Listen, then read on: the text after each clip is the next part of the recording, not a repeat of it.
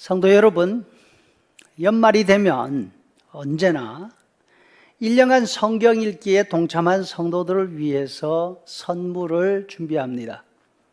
올해도 감염병으로 어수선한 1년을 보내고 있지만 성경 읽기에 동참한 성도들에게 변함없이 선물을 준비했습니다.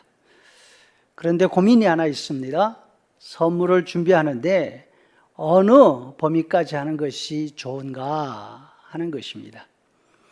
마음 같아서는 52주간 가운데 성경 읽기표를 단 한 주라도 낸 사람까지 다 포함하고 싶지만, 그러면 성경 읽기를 장려하는 의미가 퇴색되지 않을까 부담이 됩니다.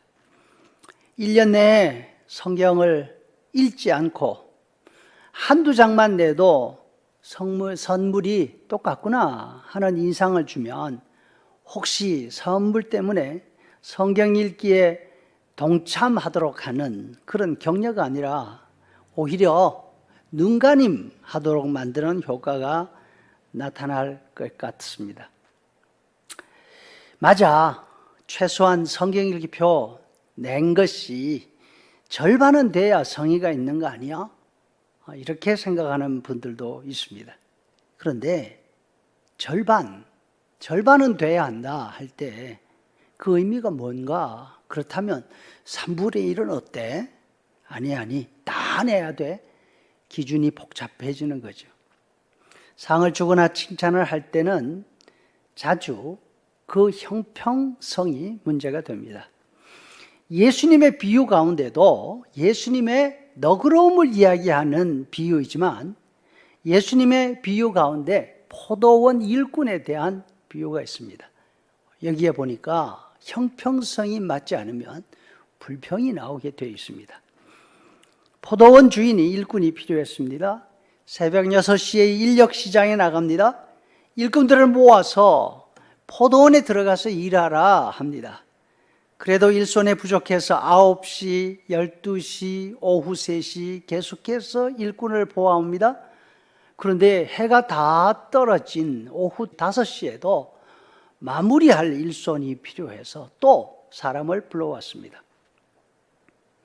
하루 일이 다 끝나고 임금을 나누어 주는데 오후 5시에 온 사람부터 나누어 주지 않습니까? 하루 종일 함께 일한 사람들의 눈이 그 사람들, 5시에 온 사람들의 손에 꽂히고 있습니다. 1시간 일한 사람은 얼마나 받나? 눈이 휘둥그레졌습니다. 한 데나리온을 받잖아요. 와, 우리 주인님 손 진짜 크네. 1시간 일한데 한 데나리온? 그럼 도대체 나는 얼마나 받는 거야? 3데나리온? 6데나리온? 아니, 나는 새벽부터 왔으니까 오늘 수지가 맞은 것 같아. 12데나리온 받을 수도 있어. 그런데 그 기대가 하나씩 실망으로 돌았습니다. 다 똑같이 한 데나리온을 받았거든요. 결국 불만이 폭발합니다. 아니, 이럴 수가 있습니까, 주인님?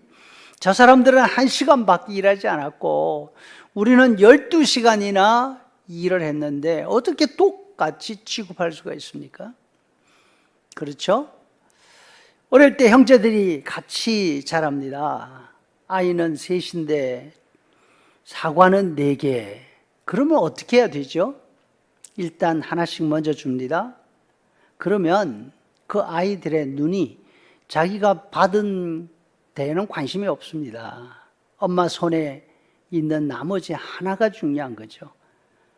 저거는 누구한테 가나? 그때 그 하나를 어느 한 아이에게 주려고 한다면 구실이 필요해요. 오늘 이건 막내 거야. 나머지 아이들은 말은 못하지만 온몸으로 항의하지 않습니까? 왜요? 왜 막내예요? 왜냐하면 막내는 오늘 엄마 일을 도왔거든. 너희들은 노느라고 다 도망갔잖아. 그러면 아이들이 에이씨 하면서도 아깝지만 아쉽지만 수긍을 하게 되죠. 오늘 본문의 뜻이 바로 그런 의미입니다. 우리가 구원받은 사람들입니다. 그러나 마지막 날 하나님께서 평가하실 것입니다. 이 사람은 천국 가고 저 사람은 천국 가고, 그러면 천국 간다고 지정받지 않은 남은 사람들이 항의합니다. 자신들이 한 짓은 생각지도 않고요. 그런데 왜 저 사람들은 천국으로 들어가게 하시고 우리는 왜 그렇게 안 해주는데요? 이때 예수님께서 이렇게 말씀하지 않는다는 겁니다. 왜? 내 맘이다. 불만 있어? 이렇게 하지 않으신다는 거죠. 우리가 다 하나님의 은혜로 구원받았지만 다른 사람들이 하나님의 공평성에 관해서 항의할 때 하나님께서 대답하실 근거가 필요합니다. 그때에 우리를 천국으로 가게 하시는 그 구실, 그 근거가 바로 우리가 이 땅에서 살아간 모습, 특별히 신자들이 이 땅에서 겪은 박해와 환난이 그 근거가 된다는 것입니다. 이 사람들은 세상에 살면서 환난과 박해를 받으면서도 잘 견디며 믿음을 지켰지. 그러니까 천국에 들어갈 자격 충분히 있어. 성도들과 믿지 않는 사람들을 구분하는 근거가 바로 박해와 환난 때에 어떻게 견디고 어떻게 살았는가, 여기에 있다는 것입니다. 이것이 하나님의 공의로우신 심판의 표다. 하나님의 날에 합당한 자로 여김을 받는 근거가 된다. 이렇게 말씀하죠. 하나님은 하나님의 은혜로 우리를 구원해 주셨습니다.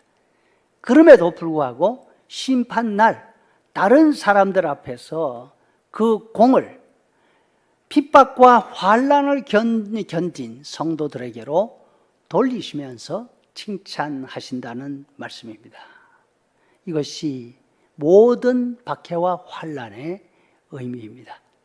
어려운 시간이 모든 사람들에게 고통을 주지만 성도들은 어려움을 하나님을 의지하는 믿음으로 견뎌야 하는 이유가 여기에 하나가 더 있는 것입니다. 우리의 어려움이 고통으로 끝나지 않고 참고 견디면 하나님의 칭찬이 있다는 사실을 꼭 기억하면서 이 어려운 때에 믿음의 표를 드러낼 수 있는 우리 성도들 다 되기를 간절히 바랍니다.